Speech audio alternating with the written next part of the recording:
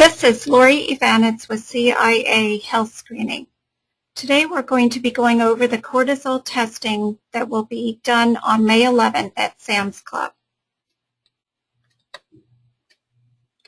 You will be using the same blood collection card that you've used in the past for PSA and thyroid. Please make sure you write the client's name on the separator card. Make sure all of the paperwork is filled out, including the request form and the CIA consent form. Peel off the request form and wrap it around the sample return bag.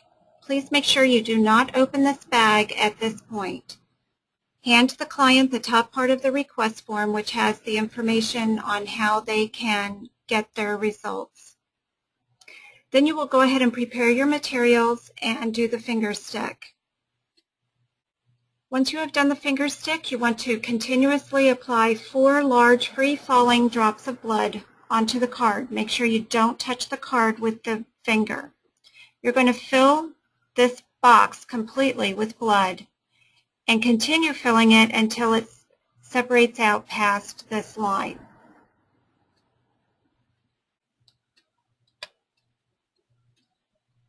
After you've collected the blood, you're going to bandage the finger and allow the card to dry for 30 minutes. Make sure you place the card on the drying table behind you on top of the sample return bag. Remember, this bag is not opened yet. You want to wait until the card is dry before you open up the sample return bag. Please take care when you are moving that card on top of the sample return bag over to that table.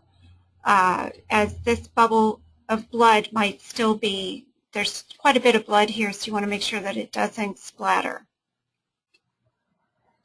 About every 45 minutes you want to check and see if some of the cards are dry. Make sure you put gloves on before handling these cards. Tear open the blood sample return bag, insert the separator card into the return bag, and seal it carefully. Make sure you do not remove anything that is inside that return bag. Everything that is in there needs to be there to keep it dry until the sample is processed. This is what a properly collected sample looks like. You want to make sure that this box is completely filled, that there's no white spots, that the blood has separated out past this line, and it will continue to separate out across this card.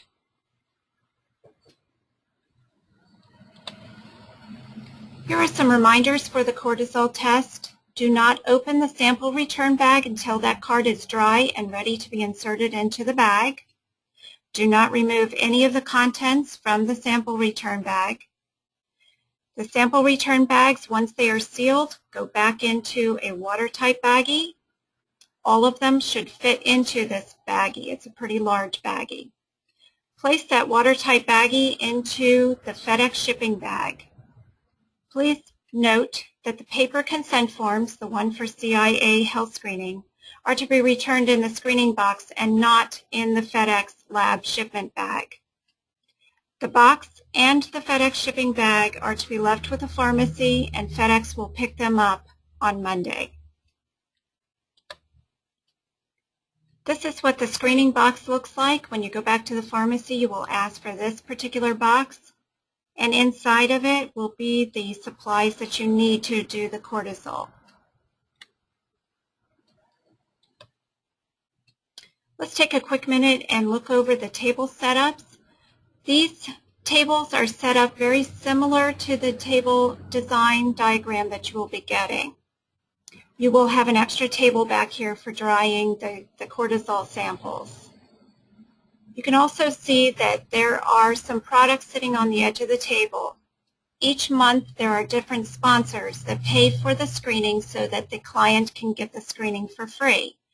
So if you can display some of these products on the table so that the clients can see them and understand that the sponsor is paying for their screening so that they can have that screening for free. Please keep your tables neat and tidy. Make sure that everything looks proper. Make sure that you are dressed properly, that you are wearing navy blue scrubs, a white lab coat that has long sleeves to cover your arms, and that your hair is pulled back away from your face if it is long, and that you have closed-toed shoes on. Thank you, and have a great screening.